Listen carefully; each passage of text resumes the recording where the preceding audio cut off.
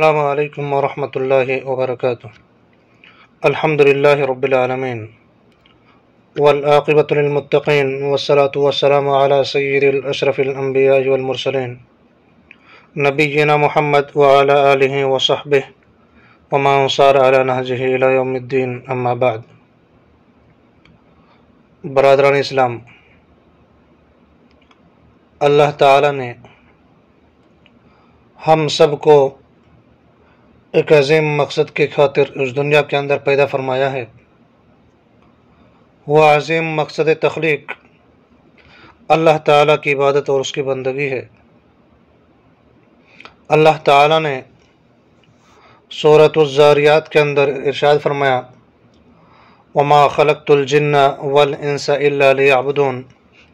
اور میں نے جنوں اور انسانوں کو محض اس لیے پیدا کیا تاکہ وہ صرف میری ہی عبادت کرے۔ اس آیت بینہ میں اللہ تعالی نے انسان اور جنات کا مقصد تخلیق واضح کیا ہے، اور مزید اس امر کی وضاحت کے لیے اللہ تعالی کے اس فرمان کو جب سامنے رکھا جائے، افحسبتم انما خلقناکم عبثا وانکم الینا لا ترجعون، کیا تم یہ گمان کیے ہوئے ہو کہ ہم نے تمہیں یوں ہی بیکار پیدا کیا ہے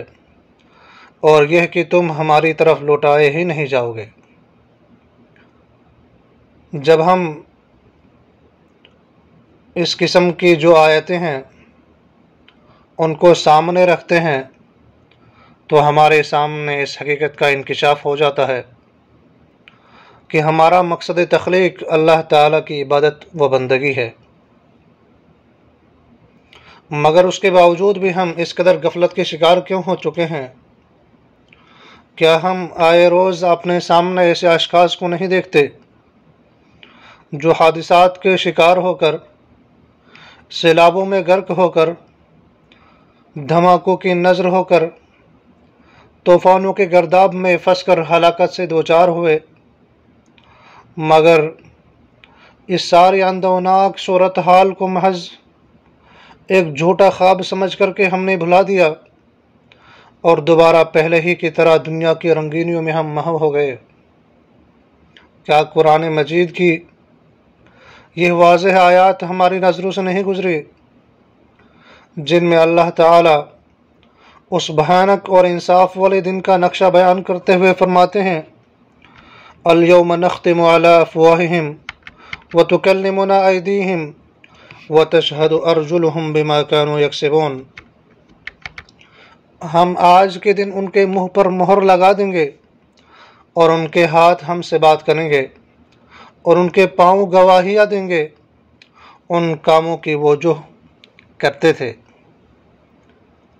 مزید اللہ تعالی نے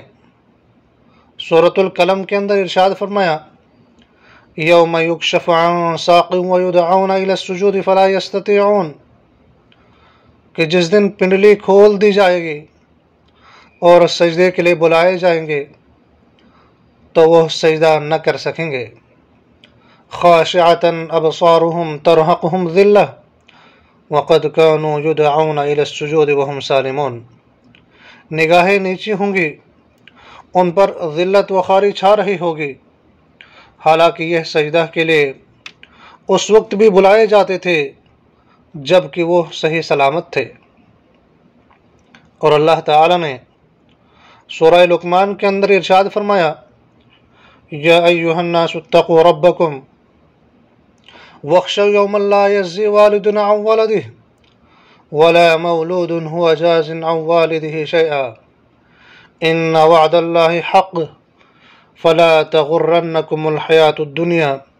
ولا یغرنکم باللہ الغرور، لوگو اپنے رب سے ڈرو اور اس دن کا خوف کرو جس دن باپ اپنے بیٹے کو کوئی نفع نہیں پہنچا سکے گا اور نہ بیٹا اپنے باپ کا ذرا سا نفع کرنے والا ہوگا۔ یاد رکھو اللہ کا وعدہ سچا ہے، دیکھو دنیا تمہیں دھوکے کی زندگی میں نہ ڈال دے اور نہ دھوکے باز شیطان تمہیں دھوکے میں ڈال دے۔ لہٰذا ضروری ہے ایک انسان پر کہ وہ اپنا مقصد تخلیق سمجھے، اور پھر جب ہم اپنے جسم کے اس ڈھانچے پر غور و فکر کرتے ہیں اور پھر ساتھ ہی ساتھ اپنی اکڑ اور اپنے تکبر و غرور کو دیکھتے ہیں اور پھر اپنی تخلیق کی اصل کو دیکھتے ہیں، تو ہمارے سامنے یہ بات بالکل اظہر من الشمس واضح ہو جاتی ہے کہ ہم سب کی تخلیق ایک حقیر پانی سے عمل میں لائی گئی ہے۔ اللہ تعالیٰ نے ارشاد فرمایا وَلَقَدْ خَلَقْنَا الْإِنسَانَ مِنْ سُلَالَةٍ مِّن طِينٍ، اور یقیناً ہم نے انسان کو مٹی کے جوہر سے پیدا کیا، ثُمَّ جَعَلْنَاهُ نُطْفَةً فِي قَرَارٍ مَّكِينٍ، پھر اسے نطفہ بنا کر محفوظ جگہ میں قرار دے دیا، ثُمَّ خَلَقْنَا النُّطْفَةَ عَلَقَةً فَخَلَقْنَا الْعَلَقَةَ مُضْغَةً فَخَلَقْنَا الْمُضْغَةَ عِظَامًا فَكَسَوْنَا الْعِظَامَ لَحْمًا ثُمَّ أَنشَأْنَاهُ خَلْقًا آخَرَ فَتَبَارَكَ اللَّهُ أَحْسَنُ الْخَالِقِينَ۔ پھر نطفہ کو ہم نے جمع ہوا خون بنا دیا،